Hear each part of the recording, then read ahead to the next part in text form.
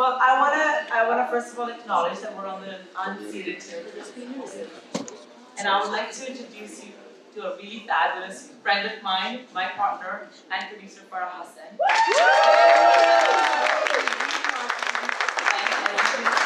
She wants you to see a glimpse of what fashion and film is behind the scenes with our amazing curators today. And a big round of applause for Farah. Don't judge me, please, by these readers. It definitely shows my age, but I'm only, age is just a number. Thank you, everyone. I really, really appreciate for everyone coming out, ditching some other events happening tonight, and coming to Fashion and Film at iSAFF 2024 behind the red curtain. Thank you again so much.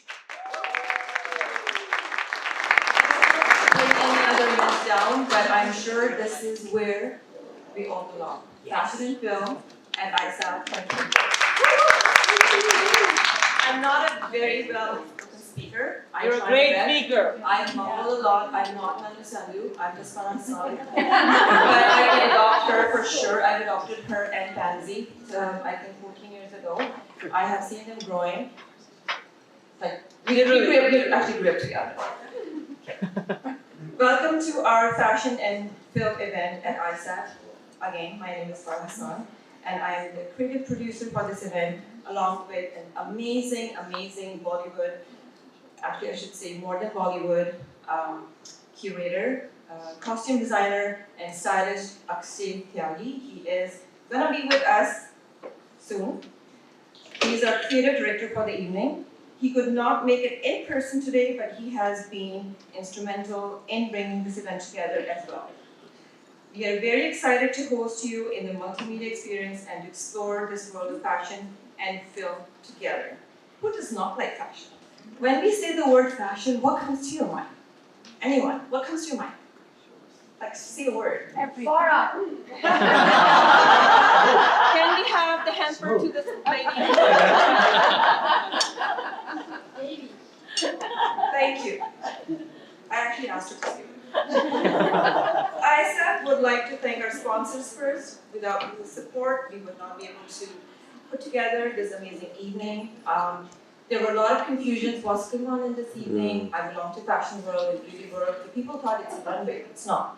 People thought it's a trunk show. It's not. People thought I am producing a film. It's not. It's fashion and film behind the red curtain. So we will see what happens a little bit later. Going back to our sponsors, Prism Construction, thank you so much. Your support is definitely appreciated. Dhalla coming on board, you have the best food. Sunbelt Rentals, Film and TV, Boundless Line Productions for helping make this event happen. So in a moment, I'm going to ask everybody to do something, and I hope you guys can try to do it with me. It's not dancing. Thanking our sponsors. That will be, a quick one. But this is our poster. You can see that. It's a fashion film. Thank you, Sajania, for putting this beautiful poster together. It makes the, and also our iSAFF Festival, Crossroads. And if you look around in this room, there are so many diverse, crossroads happening and things happening. But yeah, so we can quickly play this video.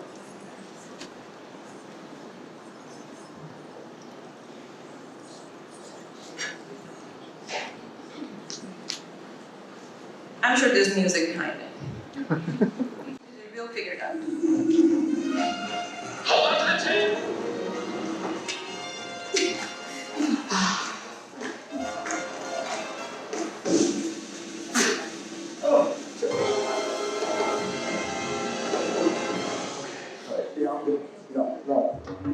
I like to think that if you're not eager to take a detour home from work, you're not driving the right car.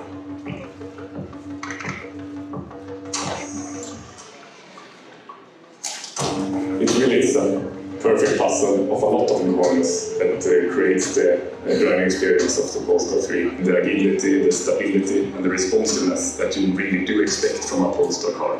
It is a perfect balance.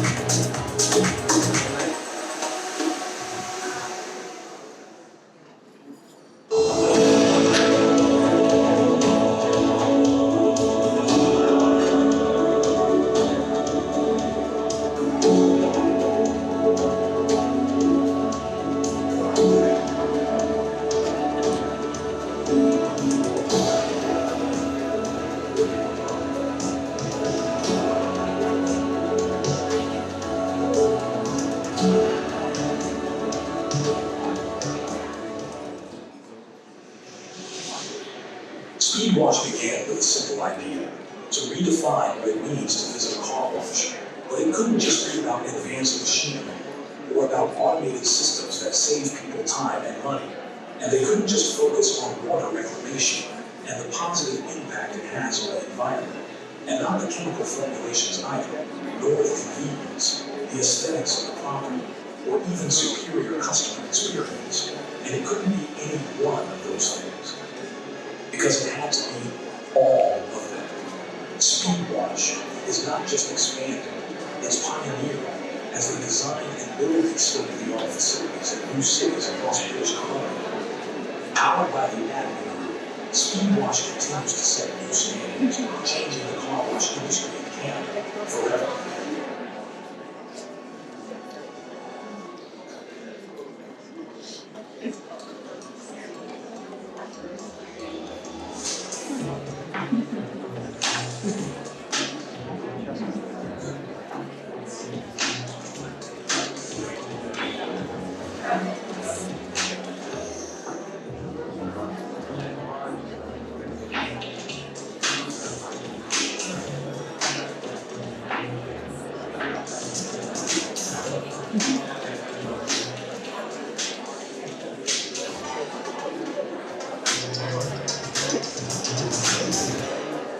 Hey, ladies and gentlemen, right after this, let's go to Chawlla. And introduce one of the very special guests that we have in the house. And I'm going to acknowledge her as well, but I'm so thankful, Dhalla, you're here with us, and I'll let Manu say some words. Ladies and gentlemen, we have a very special guest here today. I have been inspired by this woman. I was in politics actually, not at her level of course, just as an executive assistant. And I remember when she was in politics, I would just look up to her and I would say, I would like to meet her one day. And guess what? She's here today on a very short notice, and I'm so proud of this woman. We are honored to have you today. You're a trailblazer and an inspiring figure in the realm of politics, health and community advocacy, and as our esteemed Dhalla. You know Dhalla. Come on. That is a name to remember. I kid you not. Dhalla has made history as one of the first women of Indian origin to be elected as Canadian Parliament. That is huge, guys. That is huge. She represented Brampton, Springdale, and she was so feisty when she was in politics, and that's what inspired me from her. So thank you for always sticking up for women. Thank you for sticking up for us. And now she is a fashion icon. You see her at cons, you see her at Berlin, you see her at Sundance with the celebrities. So she has balanced her life so beautifully, and she's here with us today. And there's an amazing news that she broke to me, which she said that I am allowed to share. So I'm sharing because she's given me permission. She is the first board of director for the Canada Walk of Fame. Just breathtaking and so inspiring that we have a South Asian woman breaking boundaries at that level. And that's why we do this festival, to inspire so many other young females and men that are in the room. So thank you for being an inspiration. I would like you to come up onto the stage and say a few words. Dhalla, guys.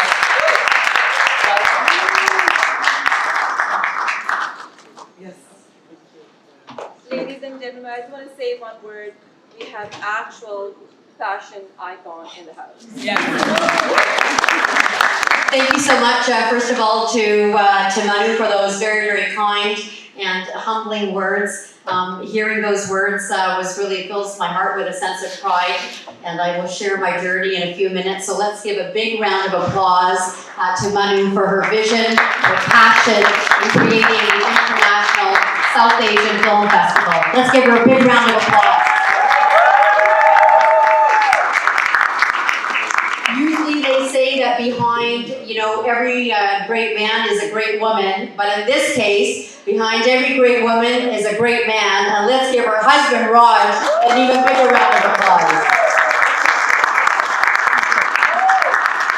They say in life that you should always follow your passion, and your passion then goes on to become your purpose. And yesterday I had the privilege of sitting with Farah just for a few minutes in the makeup room, and she spoke about fashion, and she spoke about film, and about fashion and film, and she spoke about all of the hard work and the dedication that she had in curating today's event. So I think she also deserves a very, very warm round of applause for her great work today.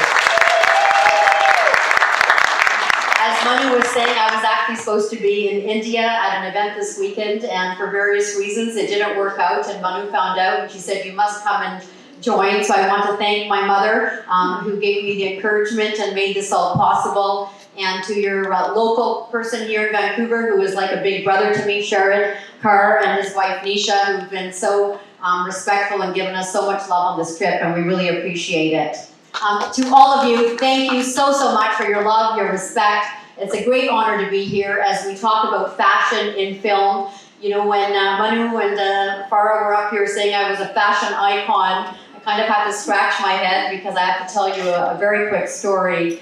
As they mentioned, I had the humble privilege and honor of being elected as the first woman of Indian origin as a member of Parliament here in Canada, but also as the first woman of Indian origin to ever be elected in the entire Western world.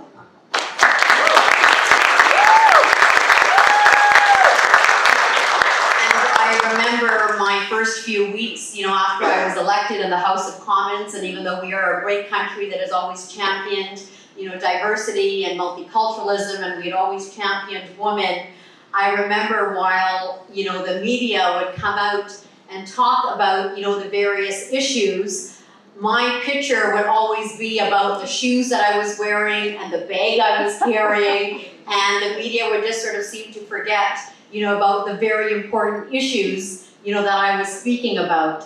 And I remember I opened up Maclean's magazine one day, and they had done a complete spread about the clothes, that I was wearing in Parliament.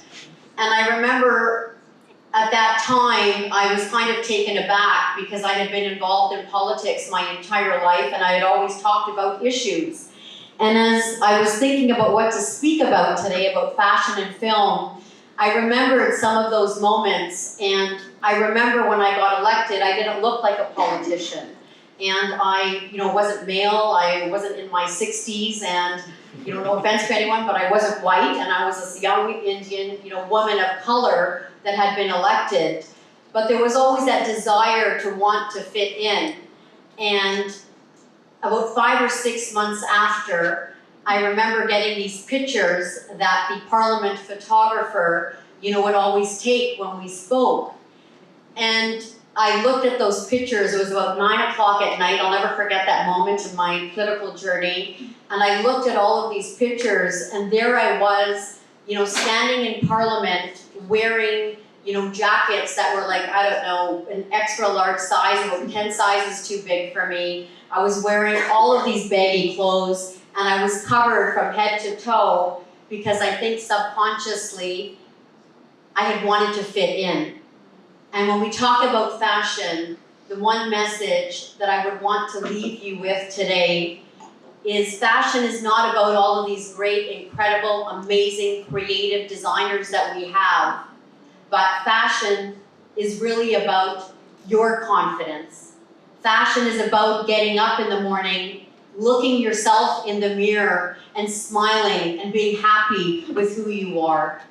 Fashion is not about going out and wearing, these amazing, incredible designers again that have, I don't know, $10,000 dresses or $5,000 dresses. And when you go out, people talk about, oh, I'm wearing Dolce & Gabbana or I'm wearing Versace. It's not about how expensive, the designer is. You can also go out to Zara or H&M or whatever your pocketbook can afford. It's how you carry your outfit. And carrying your outfit really comes from a true sense of self-confidence. We live in a society today where there is so much of an influence by influencers and social media. There is so much about what should be worn and how we should look like. And especially for women, the stakes are always so much higher.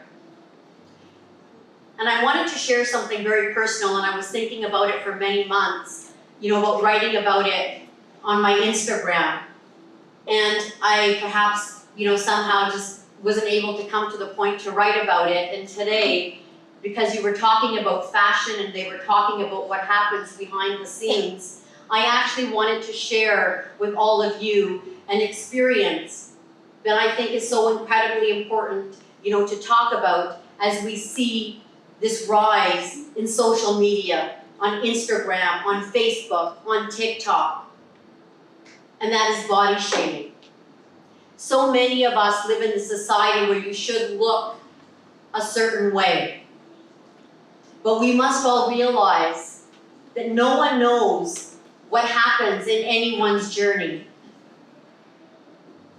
I just recently went through a very big tragedy, with the loss of my brother. And, people were so quick to always judge that, you don't look the same like you did, or you've gained a lot of weight, or you look this way. No one knows what your personal journey or your personal circumstances. And I would share that story with all of you because each of you in this room care about fashion, and you care about the creativity and the innovation, but you also care about a very important issue because fashion is ultimately about empowerment. And I hope that all of you will perhaps be a little bit kinder to each other, especially to women, not only here in this room, but outside, of ensuring that we never comment on someone's weight or how they look, because fashion is so incredibly personal. And the best fashion dress that you can have is your smile and your confidence. And whether you're wearing something for $5 or $500 or $5,000, go out there, wherever you're going, whether it's to a party or to a dinner, and feel good and feel great in what you are wearing. Yes.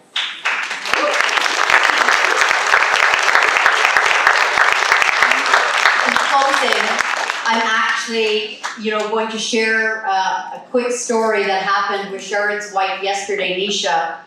And the reporter came up to us at the iSAFF gala, and her and I were standing there, and the reporter said, to both of us, he said, "What is the most expensive item that you have on today in your outfit?" And thankfully he asked Nisha first, because I was trying to think what answer I would give to that, journalist. And Nisha said something that I'm actually going to close on. She paused, and she said, "The most expensive item that Ruby and I are wearing today, that's our brain." And that's what I think ultimately in clothes, fashion is all about. It's about you, it's about your empowerment, it's about your smile, and it's going out there and being proud of who you are. And I hope, my short words to all of you today are going to give so many of you in this room a greater sense of purpose, a greater sense of confidence as our community continues to achieve great heights and climbs new mountains. And to all of you in Vancouver, thank you so much for your love, your hospitality, and may our community continue to shine and go out there and achieve great things on the world and the global stage. Congratulations on your great event. Thank you.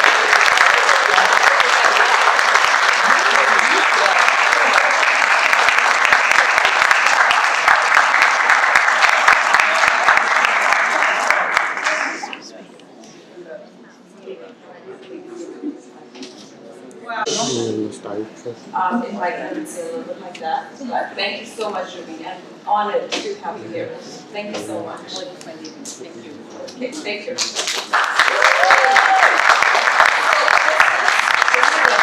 And ladies and gentlemen, I just wanted to, you can't see the front row because I can't see, and I can see some big names in the front row. Surchama, thank you for being here.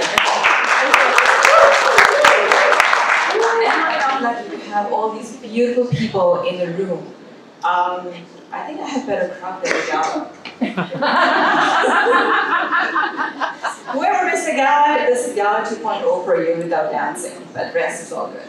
All right, moving on. I am just not going to take any longer because we are here for a very important topic, and it's called fashions in film.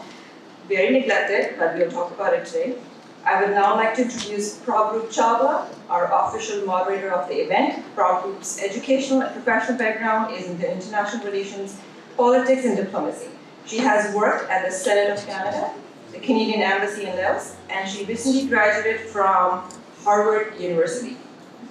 It was she navigated her professional interest in diplomacy with her love for fashion by introducing the first ever panel on fashion at the Harvard India Conference, where she highlighted fashion's ability to act as a tool of soft diplomacy. Now that she's back in her hometown, she lives here, close to my house. It says hometown Vancouver, we live in Surrey. She's excited to continue the conversations at iSAFF, where we celebrate a vibrant hub for talent. Ladies and gentlemen, let's welcome Prabhroop Chawlla.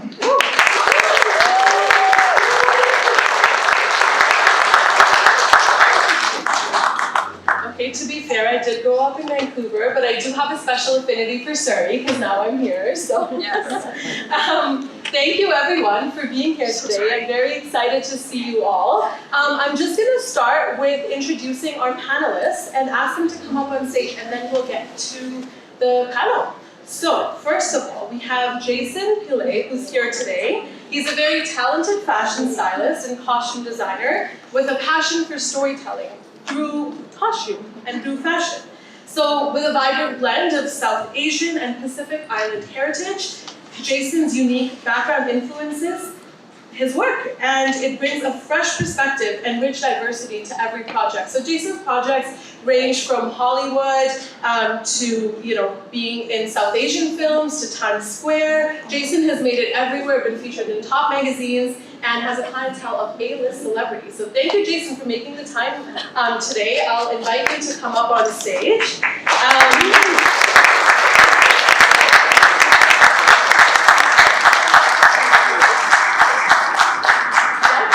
We have Ranee Khera. I'm sure many of you are familiar. Ranee is a trailblazer in the South Asian fashion industry in Vancouver, known for establishing crossover Bollywood, one of the first boutiques in Canada to bring high-end Indian designers to us here. With a background in upper management at the Bank of Montreal, Ranee entered the clothing industry with a fresh perspective based on customer service and financial acumen, which continues to influence her very client-oriented service and business at Crossover. So Ranee is known for bringing top designers here, and we're very excited to get into her perspectives as well. Ranee, if you want to make your way to the stage. Thank you.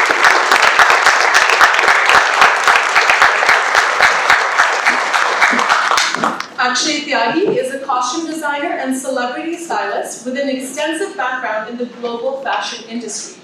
A graduate of the Nova Scotia College of Art and Design University in Fashion and Textiles, Akshay has worked on many Bollywood films that you have seen.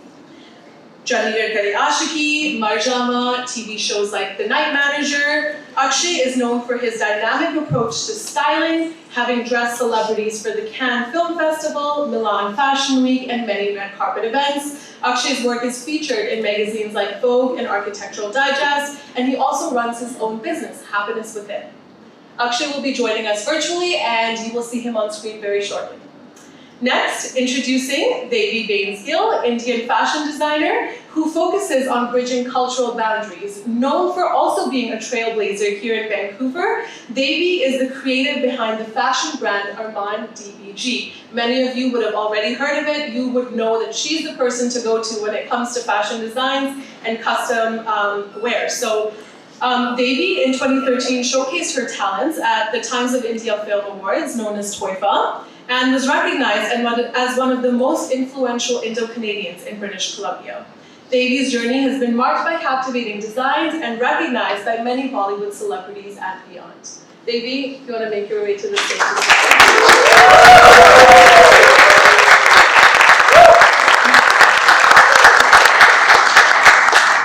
Next, we have Karma Wanchak, who is a photographer, fashion enthusiast, and the founder of Bhutan Street Fashion.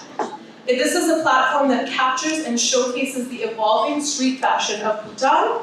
Karma saw an opportunity to document how Bhutanese citizens were experimenting with their style, blending traditional attire with modern influences. Since launching in 2010, Karma's page has grown way past now 35,000 followers on Facebook. You know, it's ever growing and recognized globally. And after returning from the National Institute of Fashion Technology in Delhi, Karma used Bhutan street fashion to reflect Bhutan's changing fashion scene, rich textiles, and history.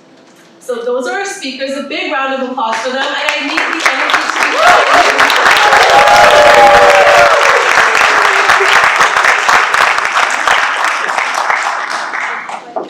Okay, so I am going to start with a bit of a warm-up. I have some questions for our Bollywood designers, fashion designers. So come on, we can do this.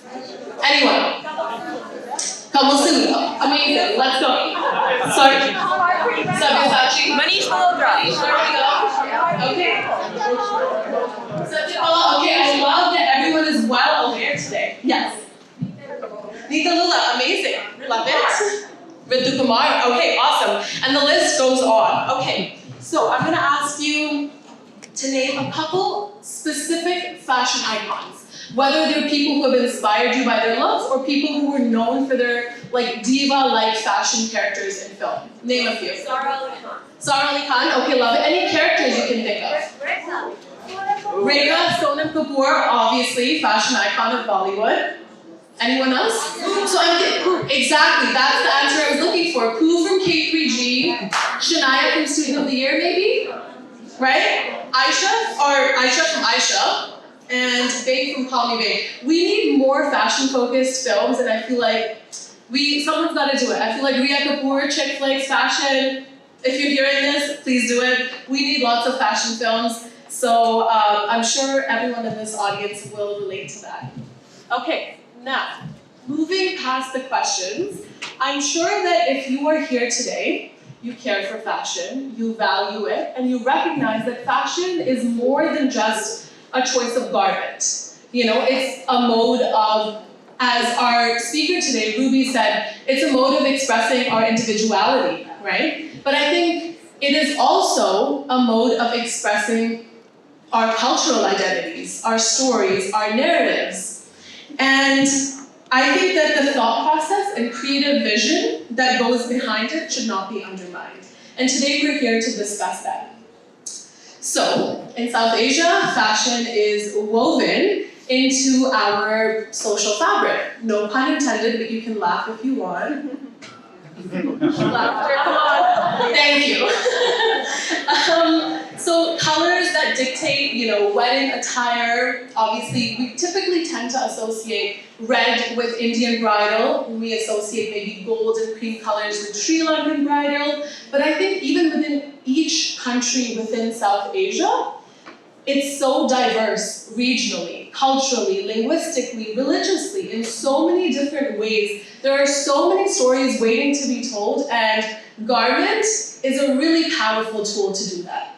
And film is a universal way of reaching different audiences and expressing that in so many different ways, right? It's just a way of reaching people. It's one of the first outward expressions of that story.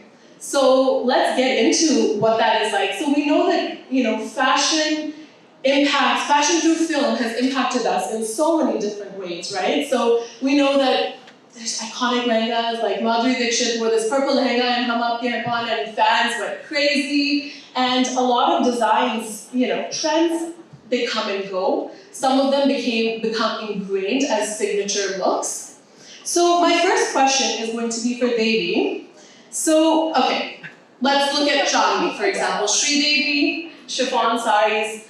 I want to say broke the internet, but they really didn't because the internet wasn't around. But they really, broke the mold for fashion, and people were wanting to wear chiffon saris. And then now we saw that trend come back. Let's say through Rocky and Ronnie, and it evolved into these ombre saris that Alia Bhatt was wearing, and suddenly everyone wants to wear those, right? And then in Western fashion, we see, okay, Y2K fashion made a comeback with Gen Z. Leopard print is back this fall, things like that. So tell me a little bit about some trends that have remained timeless since you started your business, and what trends are right now. Like, tell the audience what they need to be wearing to be their most fashionable.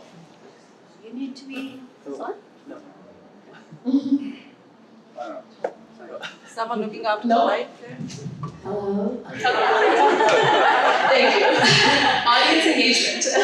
So, I feel that you need to be wearing what looks good on you, what suits you, and what makes you feel good. There's so many trends, like right now, everything is in style. Shiraras, gowns, saris, wrap saris, corsets, like everything is in style. You know why? Because it's finally come down to people are wearing what they want. When I first started designing, custom designing, every place I went to, like, I'm sure this happens to you too, Ronnie. Oh, style kiya. What's in style? And you know what I always say? Everything is in style. What you like, what you want to wear, what looks good on you, what colors suit you, that's the style, and that's what becomes the fashion. Because when someone sees you, they're like, oh, she looks really good today. I'm gonna try that. That's what becomes fashion. So that's what I feel.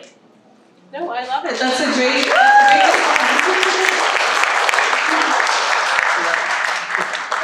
An ode to confidence and to personal expression, and I love it. I think we should all take notes from that, to wear what makes us most comfortable. I want to ask the audience really quickly, are there any iconic movies that you saw or iconic looks and you were like, this is what I want to wear? Like what Kiara Advani is wearing, give me that outfit, for example. Can someone just tell me an outfit? Katrina Kaif's wedding sari. Katrina Kaif's wedding sari. Sabyasachi. Sabyasachi, of course. Classic. Okay, that's a great response. Anyone else? Like, let's go back. Come on, we've got people from all ages. Give me iconic looks. I think this question is asked Tina. Akshay, what is an iconic look for you? One look that you think will always remain timeless. Hi, firstly, so virtually hello to Vancouver. I'm Surrey. It's really nice to be here. Thank you for having us, and I'm really excited to be part of this. For me, iconic, it means a lot of different things. I think it's primarily things that when you walk away and you're still thinking about it, and then you start thinking about it, and then you start finding ways to get it, and then you start figuring out how you need to make sure you have it and look almost identical to it, or translate it to your own way. That's what for me is iconic. Like even if you look at, like you mentioned, a lot of the key films that have had costumes that have been so iconic. The green of BBLJ, is the purple of Hum Aapke Hain Kaun, is the baby pink of K3G. These are moments that have made and shaped a lot of our childhoods and our sartorial dreams, so to speak. So for me, I think that is one thing that sort of led me to my journey of costume design. And yeah, I think, I don't know what else. No, that's perfect. Yeah, well, while we have, yeah. No, I think you summed it up perfectly. And while we have you here, talking, I want to dig deeper into that. And you said this inspired your journey into costume design. And obviously, we all know that aesthetics are a big part of Bollywood films, of the kind of the whole cinematic experience that we get when we watch a film. But I also want to ask, with your job as a costume designer, your job is not only to dress actors beautifully, but also to add to the story.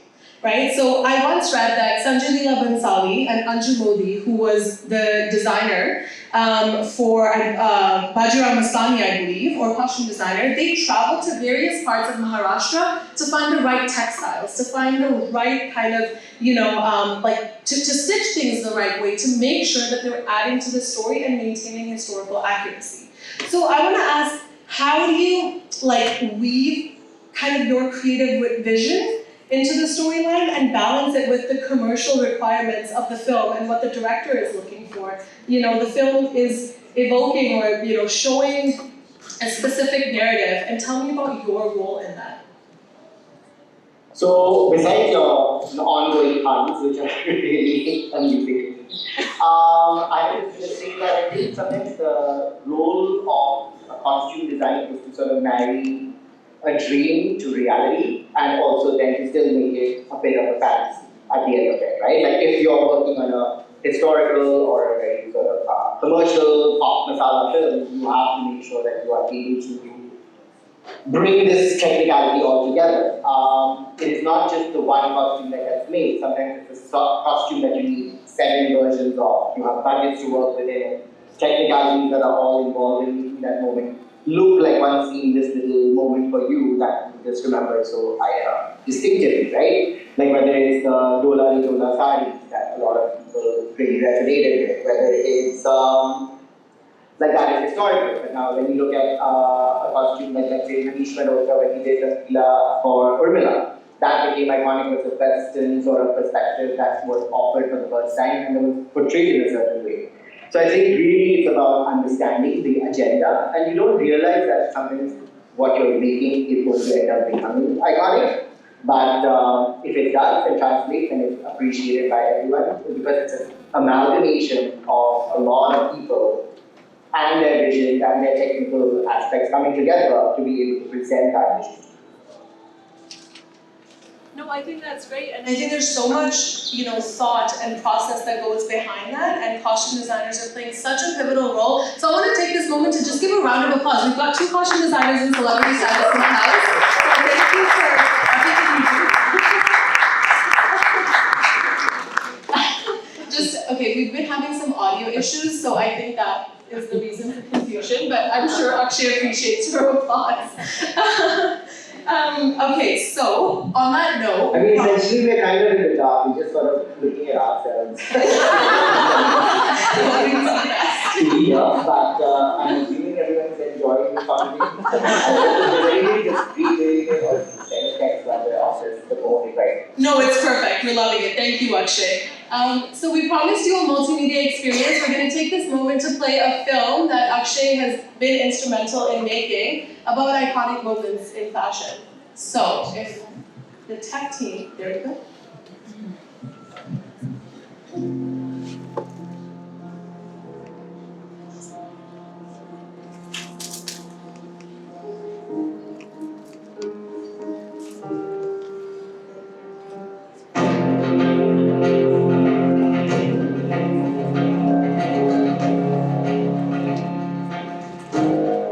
If you want to say something, we can't do it.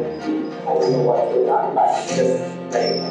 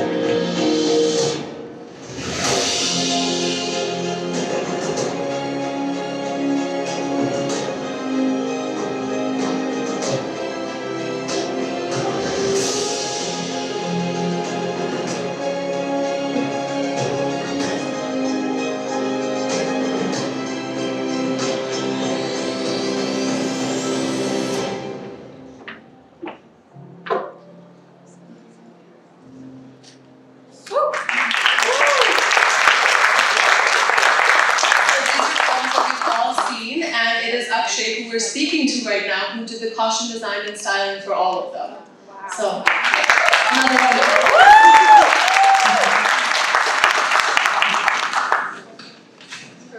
Okay, now I have a question for you, Ranee ji. My question to you is that you. Okay.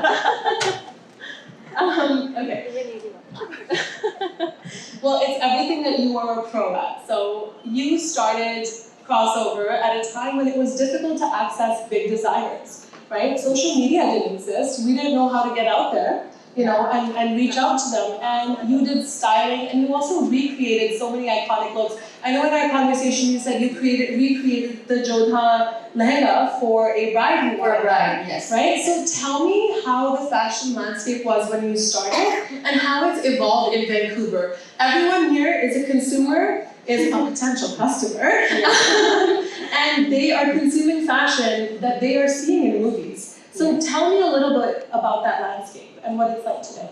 Well, I think over the last, I've been doing this for like over 20 years now. It's definitely changed, and I think social media plays a big role in that, especially in the last decade, I would say. Before I can go back to the days when I was first opening the store, and I had Dhalla, excuse me, who was at my grand opening.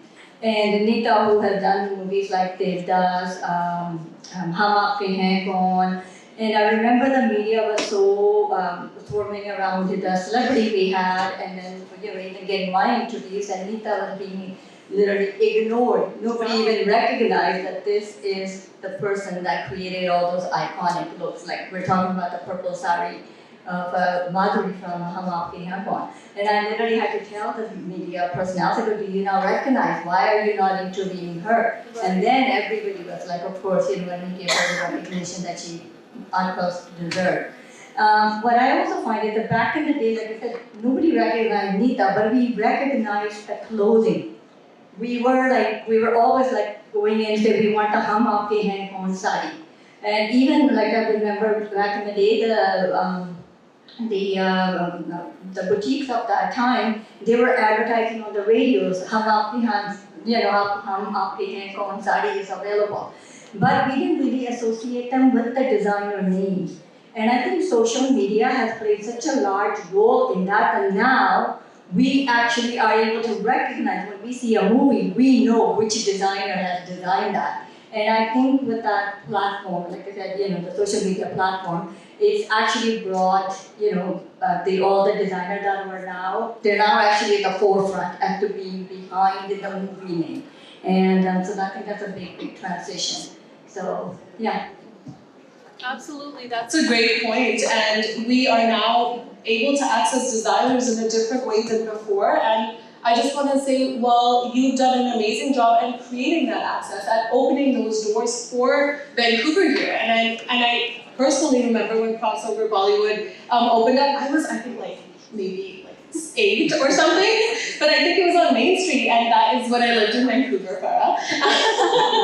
And that is when I remember there was such a huge hype around that, and it really did something new and innovative, and I'm sure that people from our audience have bought from Crossover, coming with those designs in mind, so yeah, that's amazing.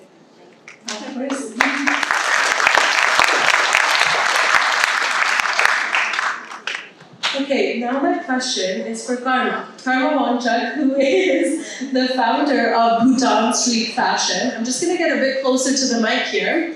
So, if many of you don't know, Bhutan actually had a mandatory dress code until very recently, where women were wearing the kira, men are wearing the go, and while it's not mandatory anymore, citizens of Bhutan continue to wear it out of pride. I actually had the opportunity to visit Bhutan last year and met with Karma, and we talked about the fashion landscape there, and it was so beautiful to see the way people in Bhutan are fusing trends. So my question to you, Karma, is, in Indian fashion, for example, we have a huge rise of the fusion trend. You'll see people in the audience wearing something like that today. What is the fusion trend like in Bhutan? Give us a little bit of context as well of clothing and textiles in Bhutan and how you're preserving that, and what kind of influences are on the trends. Okay, first of all, I need to thank Prabhroop and iSAFF for having me here. It's really encouraging to see you all embrace the entire spectrum of the South Asian diaspora. When it comes to your fusion trends that you've been talking about, I know in the West, and maybe even in India to a certain extent, now there's a lot of focus on individuality, how you express yourself individually through fashion and things like that. But for such a small country like Bhutan, where our population is even less than 700,000, where we are squashed between two giants like India and China, for us, a collective regional identity is so important right now, because what we wear collectively is almost like an armor to show people visually before we even open our mouth that we exist. We are here, and we are here to represent to the world the way we are. So, and I feel like this trickle down will also, it might not necessarily be Bhutan specific, it could also trickle down to the northeast region, to Ladakh, maybe even to Nepal, where we somehow feel like we are, like, I grew up in India, I went to a boarding school in India, so everything I learned is very similar to anyone in any part of India. Like, we watch Bollywood movies, we, to a certain degree, follow their passion and all that stuff. It's only when we step out of a region, out of a country, when we went to Delhi for further studies and things like that, we realize, for no fault of the people in the mainland, we realize that we are seen a little different. There is a sense of alienation. We are seen as a foreigner, like a Chinese or a Japanese or I don't know, any other country from Southeast Asia. So this is why it was, for people from our region, I think a sense of collective identity as of now, since the media is not doing a good job at it, is very important. And this is where social media comes in. This is where we, for these regions, the social media has been like a gift for us, where we are able to represent ourselves the way we feel it should be through our narrative without any mysticism. Because whenever it's about humanity, it's all sensitive, mysticism, romanticism. So, yeah, I would say for us, right now, it's more like a collective identity that we have, and we do that wholeheartedly. We have embraced that fully. So, yeah, for now, I think that has been the way we are going forward right now, before we get into like an individual representing themselves. You're completely right, Karma. I think Bhutan, other regions of South Asia, and parts of India and Pakistan, different regions within each country, like you said, the Northeast, for example, they often tend to be underrepresented in mainstream conversations around fashion. And I think what you're doing is so important for that representation. Like, you saw a gap and you just went with it. You said, no, like, I want to highlight all these different gaps. And, you know, it goes back to what Farah had mentioned earlier. For me, you know, with an international relations background, I see fashion as a tool of soft diplomacy. And this is something that we had, you know, started to discuss actually as well at the Harvard India conference. And I think it's really important to have that conversation today, because what, you know, we have ambassadors, right? We love to say, oh, so-and-so world leader wore so-and-so designer at the G20, for example.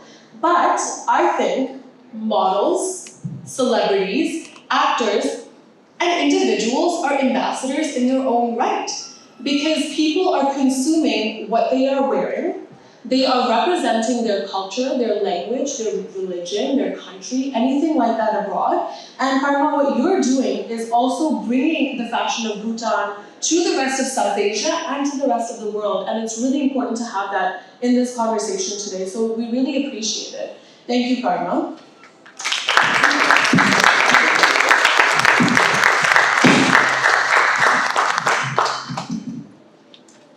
Okay, so let me get reorganized here. Maybe. Okay, so no, let's just talk about, okay. So for the audience here, we all obviously know color is a huge part of fashion. You all probably put in, you know, some thought into what color am I wearing? Does it complement me? Does it go with the rest of the silhouette, with the design, the jewelry? And that's something that you do in your work, Devi, Ranee, everyone. And Jason, you do that as a costume designer and as a stylist. Tell me the importance of color. So beyond fashion, in film, there's so many things to consider. Color grading, you know, does it work with the rest of the set?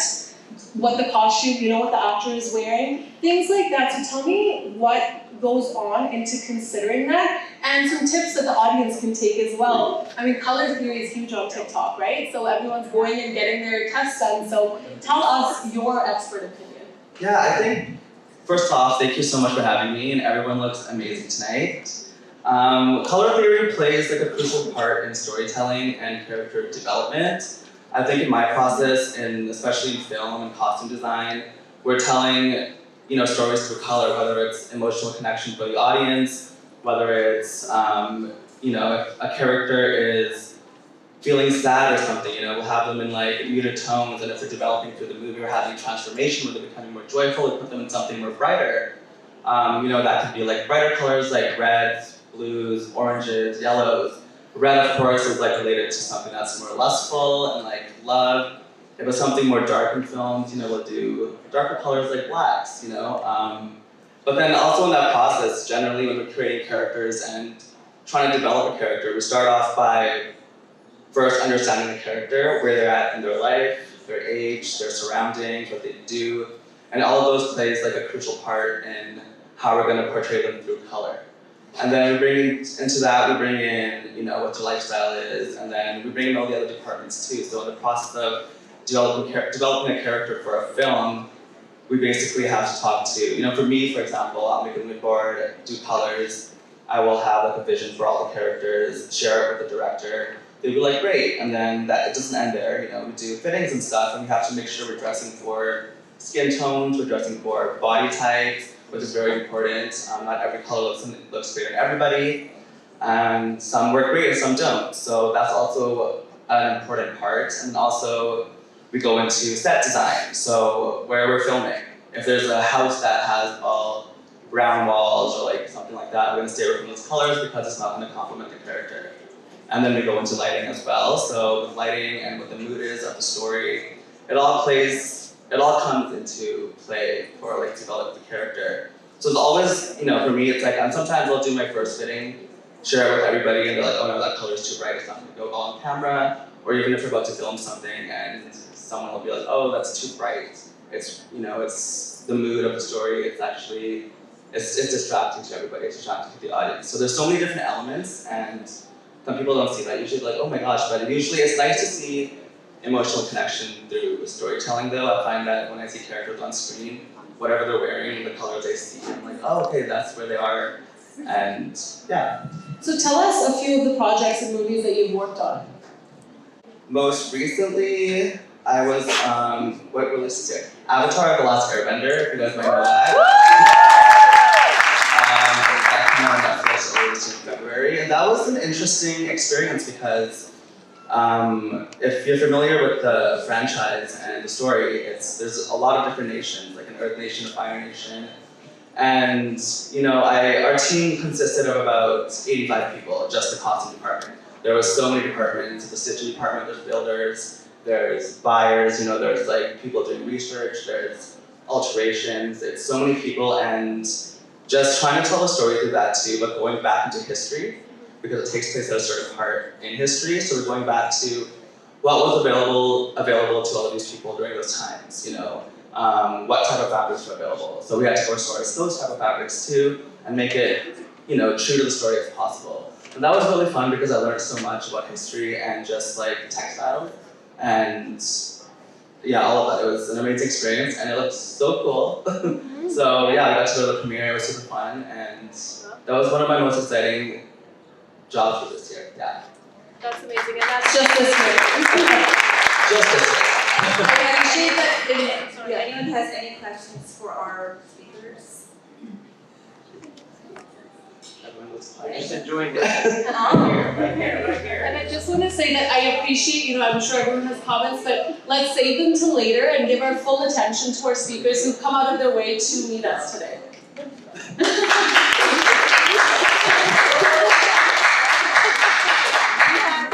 We have somebody in the audience here who would like to hit with questions. I'm going to bring the mic. Who is it?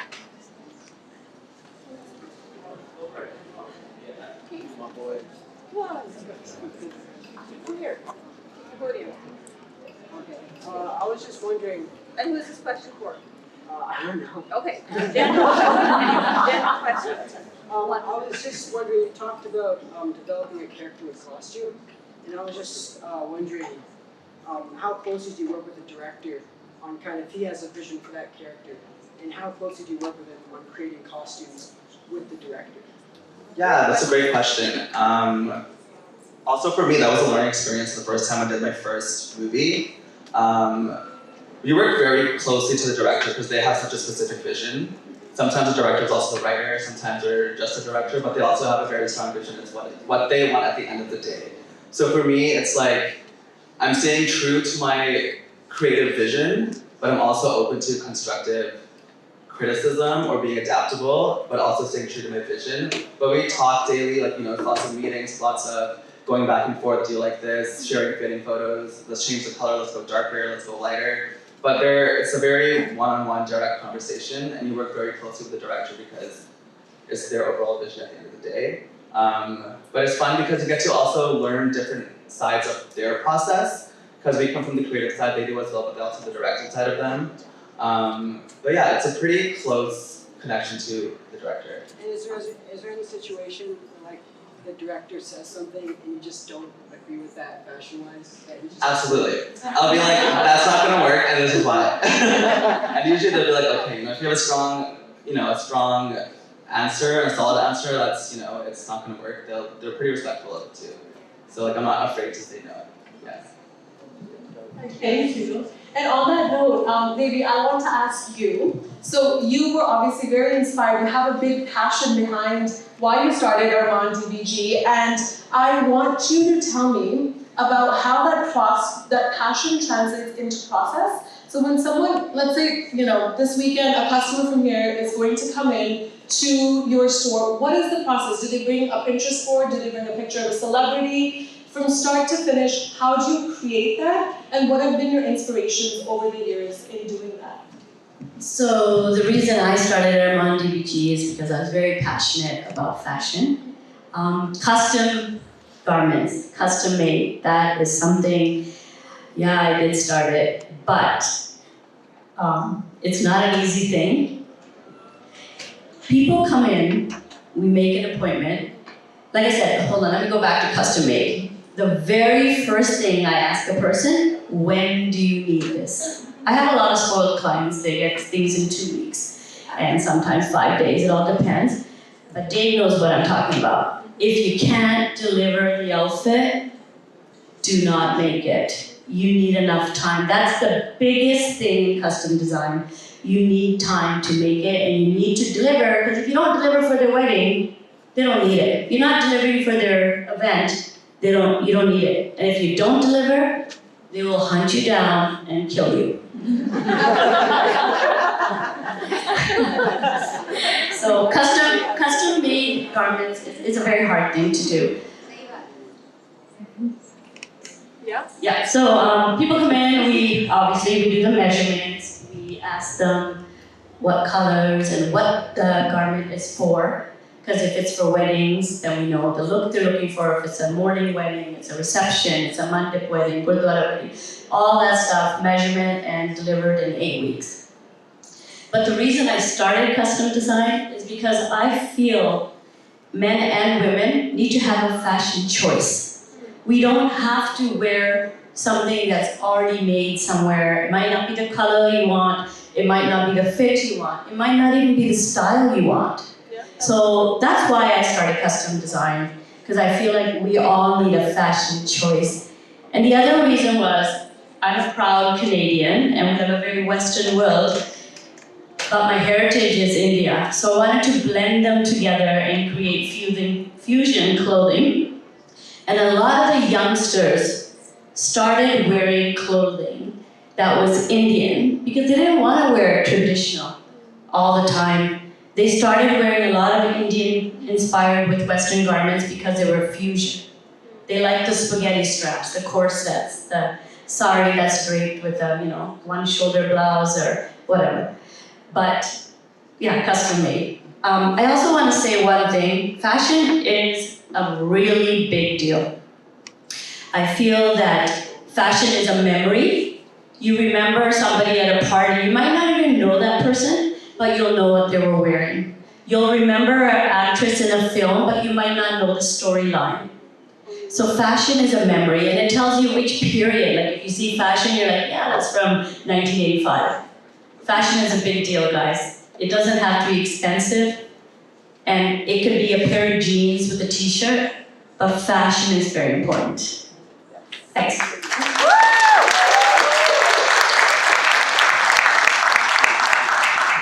I just want to take this moment to tell the audience that we've got a few fun things lined up, so stay put. This is going to be a very interactive night. And I also want to take this moment to highlight how we've got so many different voices in the room. So we've got people who are giving, who are designing, who are conceptualizing, giving us those looks on screen. We've got people who are giving us those looks in person, and then we've got people who are giving those looks to social media and to the world abroad. So it's such an intersectional conversation. Ranee, I want to turn to you, and I want to ask about your inspirations, and where also, you talked about social media, where do you see the future of fashion, film, and the state of fashion in Vancouver heading in that way, based off of your inspirations and what you create for clients? Like, tell me your passions within that. Again, I think me and Devi kind of started pretty much at the same time, and my reasoning for going into this section was like I had a really good career, more of a corporate career, and I left that behind. And I think we all come in different shapes and sizes. And at the time, I remember I am a petite, and nothing ever fit me. Like none of the ready-made suits ever fit me. So I started sewing my own, started creating my own garments. And I found that the ready-made section was always like from that 32, 34, 36, pick your size, which was not working for me. And then the other side I saw is, again, I recognized that it happened incidentally that we had done my sister's wedding in Mumbai. And that's when I was there and I started exploring all the shops there, and I saw like that labels and I started recognizing some of the clothing that was worn in the movies. And that's when it was like, wait a minute. So this, why do we not have this? So that's when I guess the bug bit me, and I thought, okay, I need to do custom for myself. And I'm sure that there's many people out there that just don't want to go out there and buy something off the rack. Because it doesn't really, like, we all have individual personalities. Like, I can take the same fabric and create 10 different looks for 10 different body types. Like Jason, talked about how your skin tone. I mean, you cannot put the same yellow on every person. So the undertones of each color, you need to be able to, create a garment that is going to be best suited for your clientele. So that's why initially I brought in all the top designers, and I'm talking all the top designers. But I was a little bit premature. Premature in the sense like nobody really knew these needs. There was only a selected few clients, and some of those clients are sitting in the audience here today that came in and wanted that Falcony and Shane Peacock kurtis. They didn't care that it was costing $1,000 back in the day. But they were like, no, we know what this person's all about. So, but over time, what I'm also noticing, I really feel that Vancouver for South Asian fashion in the northern, across the US, Canada, I think we've kind of become the hub of fashion. I have other, vendors here that are like our friends, and we know that we have people flying in from across the US, across Canada, to come and shop here in Vancouver. And I think the social media platform again has played a major role in helping us be able to reach our client base globally. Like literally, I would say the world has become very small. So with us, we have brides all the way from New Zealand to Australia to UK through virtual appointments. Yeah. So, and I think it's an amazing time to be in, where you can literally, it's really up to you how far you want to go. I don't think there's any limits right now.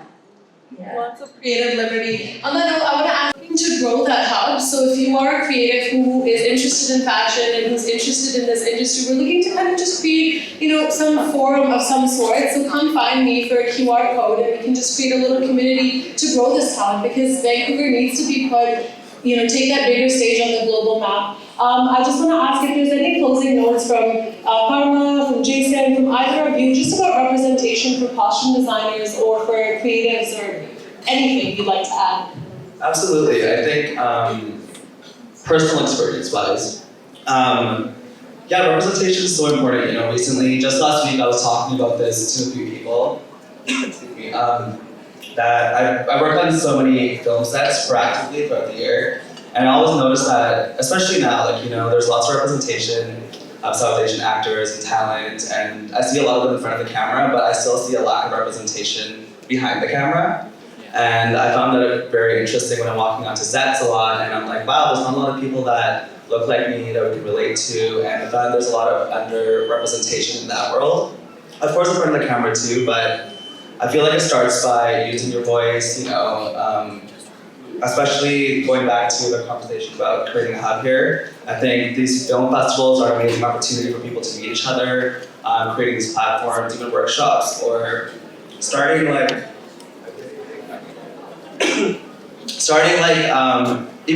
like schools, you know, like I work with a few nonprofits shared on Vancouver, and we basically connect with schools and locals, and I think even starting at that level with young talent and giving them access to resources where they can actually grow and learn and join people or get mentorship or take workshops and whatnot. I think that just creates space for all of them as well. For sure. Yeah. And Farah, I want to ask you what you see the future of Bhutan's fashion, Bhutan street fashion, and is there, you know, potential in film? Is there a North American exchange of some sort that we can have? Give me your expertise on that. I agree with most of the things said by Steve on the panel, but I would like my South Asian brothers who are far ahead in the race in terms of representation to sort of like pull us forward as well. You have to keep in mind that even a small country like us, Bhutan, we did really into the Oscars for International Film Festival. We made it. Recently there was a movie for Nepal called Chawlla, Berlin Film Festival. So there is a lot of us.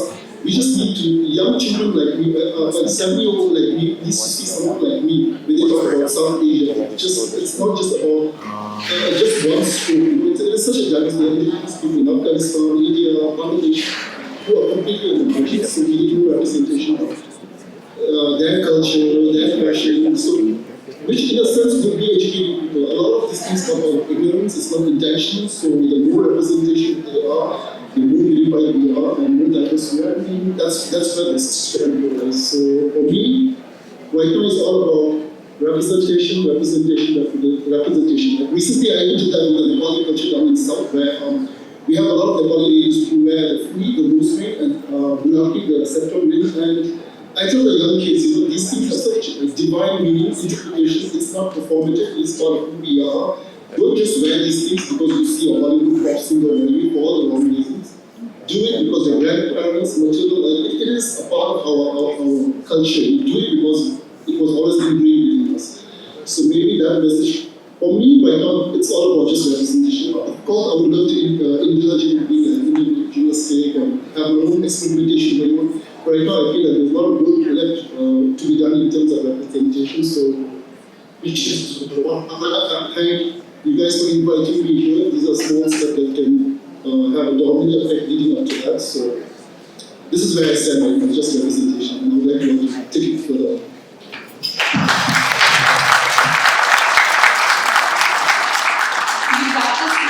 Perfectly, Karma. Fashion is both personal, it's cultural, it's global, it's everything. And everyone, stay put. If anyone is outside, come on in. We've got an amazing experience for you all to witness. I want you to just turn in your seats.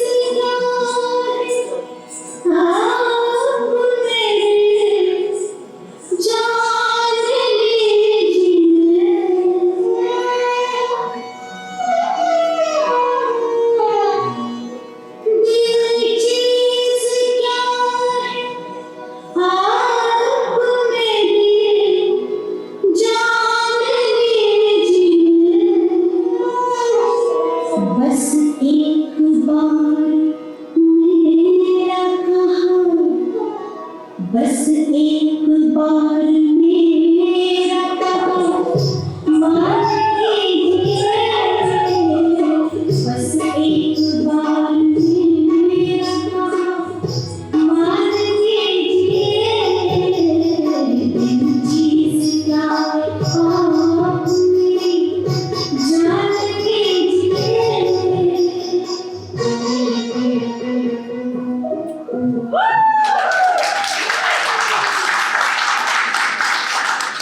Mumtaz and the famed costume designer Banu Athiya were on fusion trends and sari styling hats long before viral Instagram and TikTok how-to videos.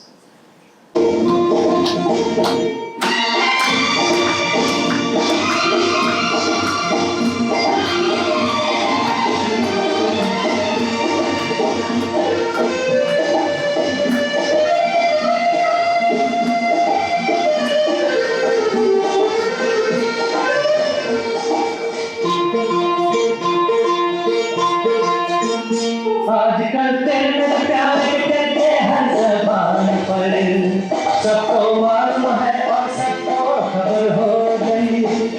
आजकल तेरे प्यार के चलते हर ज़बान पर सबको मालूम है और सबको खबर हो गई।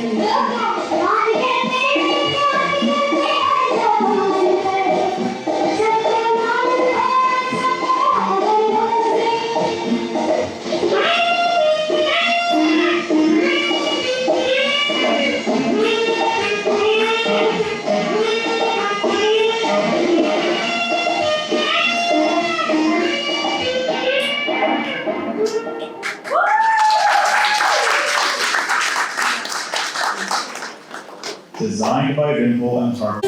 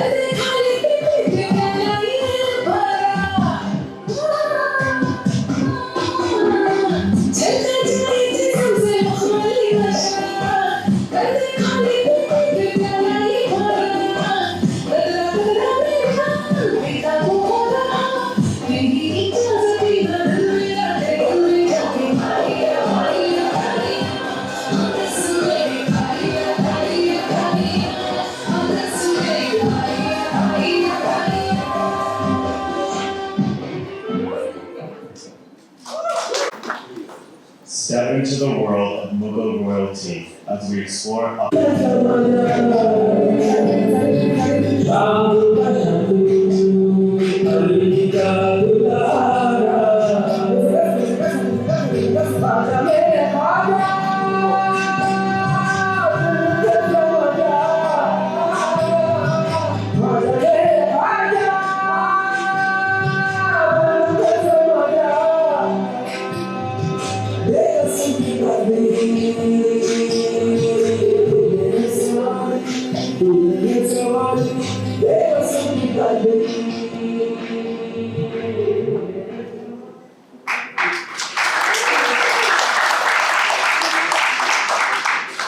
When the iconic Dhuga film released in 2008, we indulged us in a visual treat of colors, textiles, and jewels.